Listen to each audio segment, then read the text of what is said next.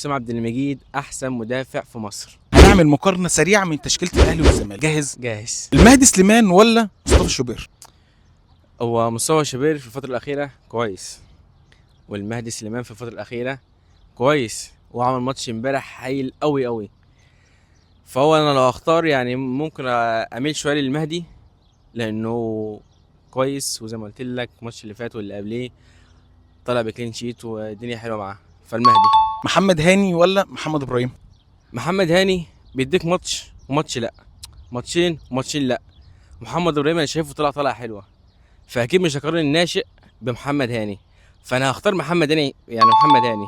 بس محمد ابراهيم كويس برضه، بس أنت هتختار هاني. هختار محمد هاني. ياسر إبراهيم ولا محمد إسماعيل؟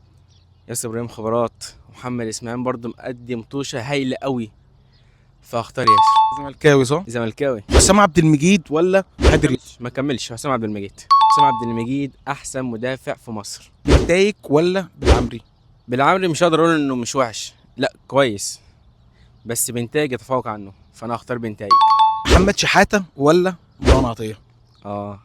محمد شحاته كويس، مروان عطيه احسن، فانا هميل لمروان عطيه. مروان عطيه. فتوح ولا بن رمضان؟ لا فتوح ده كويس قوي، ان فتوح اصلا باك شمال وبيلعب لك في نص ملعب، بيعمل اسيستات حاجه يعني في منتهى الجمال قوي. فتوح عالمي بصراحة. فتوح قوي يعني، لا فتوح. فتوح. عبد الله السعيد ولا امام عاشور؟ انت بتتكلم هنا في خبرات، ما هو عبد الله السعيد في ايامه كان حاجه ودلوقتي حاجه، وامام عاشور دلوقتي يعني زي ما بقول كده احسن لاعب في مصر، فخلينا في دلوقتي امام عاشور. بن شرقي ولا خوان بزيرة؟ لا خوان بزيرة. خوان بزيرة. عم بن شرقي؟ لا بن شرقي لما كان في الزمالك كان احسن ما هو في الاهلي حاليا، مش ده بن شرقي اللي كنا بنشوفه في الزمالك، فاخوان بزيرة. تريزيجيه ولا ادم كايد؟ ادم كانت كويس. ولا قارنه بشيكو بنزا؟ شيكو وانزا لا يطلع بره احسن. لا تريزيجيه طبعا يتفوق عن ادم كايد وعن شيكو بنزا. شيكو بنزا ما عملش اي حاجه غير هو ماتش البيراميدز، يعني فاجئنا كلنا، وجه امبارح في الماتش بتاع امبارح يعني مبوظ الدنيا صدمنا. صدم الكل. لا تريزيجيه. ناصر منسي ولا مروان عثمان؟ مروان عثمان ممكن تقول لي عمل ايه يا الاهلي؟ مش اي حاجه، لكن نصر منسي زي ما بيقول كده الاسطوره فعلا، يعني ده المفروض حرام كابتن حسام حسن ما ياخدوش مع المنتخب ده، يروح المنتخب. يلعب كاس عالم؟ احسن فرود في مصر يلعب، ما يلعبش ليه؟ مين هياخد الدوري السنه دي؟